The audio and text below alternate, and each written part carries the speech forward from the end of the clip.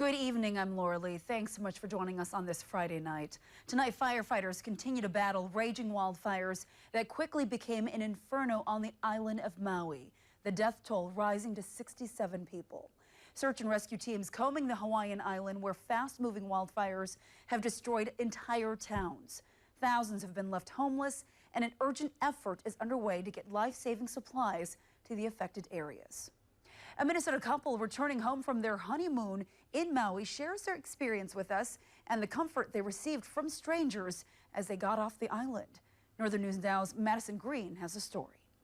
There definitely was a real sense of relief when we finally got onto our plane because we just didn't know. But at the same time, for the vast majority of our trip, it was the most peaceful, beautiful experience. Blake and Olivia Nicholason's honeymoon in Maui began about a week ago. They stayed in the Wailea area on the island of Maui, southeast of where the wildfires began. The Nicholasons went to bed Tuesday night, unaware of the disaster striking.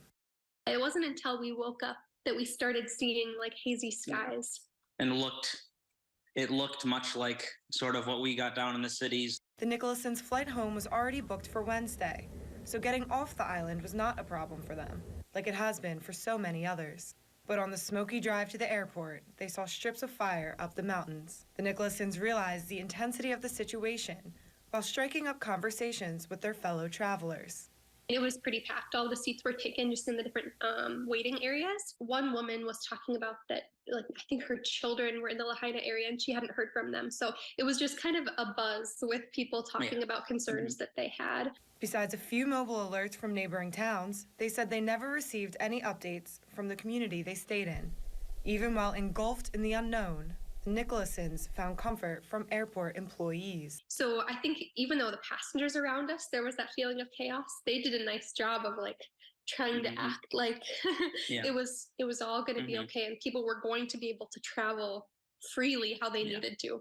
The Nicholasons felt warmth from the community during their stay and believe there is a flicker of hope in these dark times. It seems like a lot of people have a lot of love for Hawaii, and so it seems like it's going to be a real team effort, but it's hard to get back those things that have been permanently damaged. Again, that was Madison Green reporting. The Nicholasons hope the strong community that welcomed them will come together during this time and rise above the ashes. Well, you might be wondering how you can help the thousands of Hawaiians impacted by this disaster. The Better Business Bureau has some tips to make sure your good intentions don't get taken advantage of.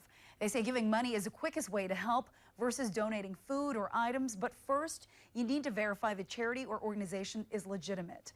Look for things like a BBB accreditation or a reliable, well-known organization like the American Red Cross.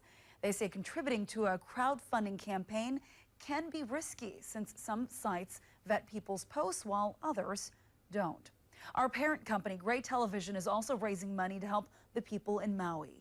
They've teamed up with the Salvation Army to do so. You can donate by texting Fire Relief to 51555. Again, text Fire Relief to 51555. We have that number on our website at northernnewsnow.com. All of the money raised will go to Maui.